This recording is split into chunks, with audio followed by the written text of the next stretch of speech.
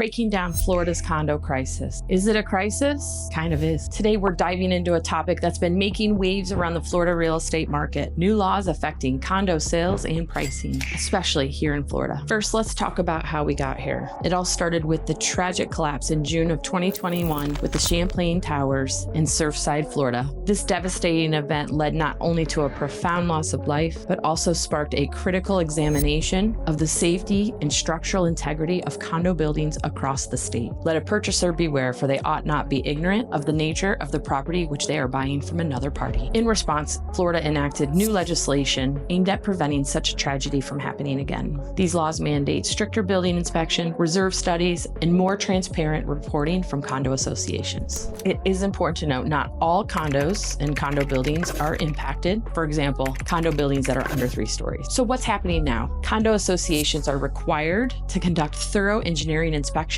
and maintain adequate reserves for repairs and maintenance. While these changes are undoubtedly positive for long-term safety, they do come with some challenges. Previously, boards could vote to underfund the reserves. I know people will ask, why would they ever do that? Well, it's quite simple, really. It's in order to keep costs and fees low, which then makes the property more attractive to potential buyers and people who are living there. What we are starting to see and what we expect to continue to see is that as a result of these studies that are being completed is assessment. And then coming along with assessments is, a lot of questions. How big is the assessment? When is the assessment due? How many assessments are there going to be? All of these impact people who are currently living in condos, as well as future buyers and sellers of condos. And of course, lenders and insurance companies are taking notice. Banks are becoming more cautious in approving loans for buildings that have not completed these reserve studies for condos that haven't met the new requirements. So this means that buyers might in fact face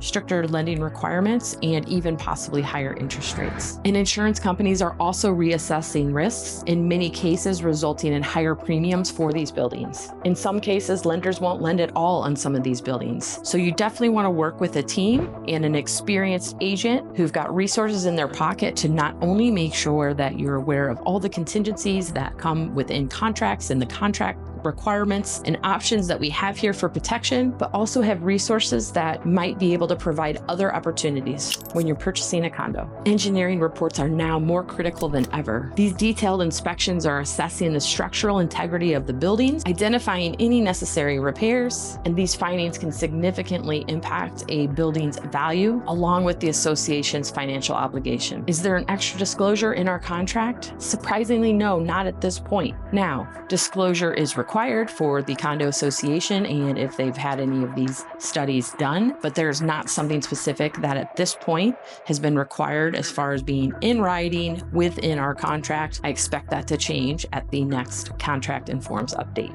All right, reserve studies. Let's talk about that and what does that mean? A reserve study is going to take into account assessments that will help condo associations plan for future repair and replacements of all major items. The new law does require that reserves be adequately funded. So in many cases, we are seeing this lead to an increase in condo assessments and fees. The only real security that a man can have in this world is a reserve of knowledge, experience, and ability. Henry Ford. So how does all this play into value and pricing of a condo? On the other hand, the increased costs that are associated with the compliance of the new law, higher association fees, and possibly insurance costs, which are typically in your condo association fees, could deter some buyers, affecting both demand and pricing. Another point to note is that large assessments and large increases in condo dues and association fees might also displace some residents who are on fixed incomes. We do expect to see a continued softening in the condo market here in Southwest Florida into the first half of 2025. Maybe it might change a little bit if we see an extension of the due date of all of the engineering reports and reserve studies from the state of Florida. That is not anticipated. In fact, looking ahead to the next 2 to 3 years, we do anticipate a period of adjustment in the condo market. Some condos might experience a dip in prices due to the immediate financial burdens. However, in the long term, these changes are going to definitely enhance and impact the safety and the integrity of the structural of the building. In the long run, these changes are expected to enhance the overall quality and safety of the building, which could positively influence property values. While this is currently unfolding in Florida, it is important to note that other states might soon be following suit. Condo safety and reserves is an important topic across the nation. One of my favorite Warren Buffett quotes: Be fearful when others are greedy, and greedies when others are fearful. These changes are going to present both opportunities and challenges. For buyers and sellers, especially those interested in condos, staying informed is the key. If you're considering buying or selling a condo, make sure that you're asking questions about, has the reserve study been done?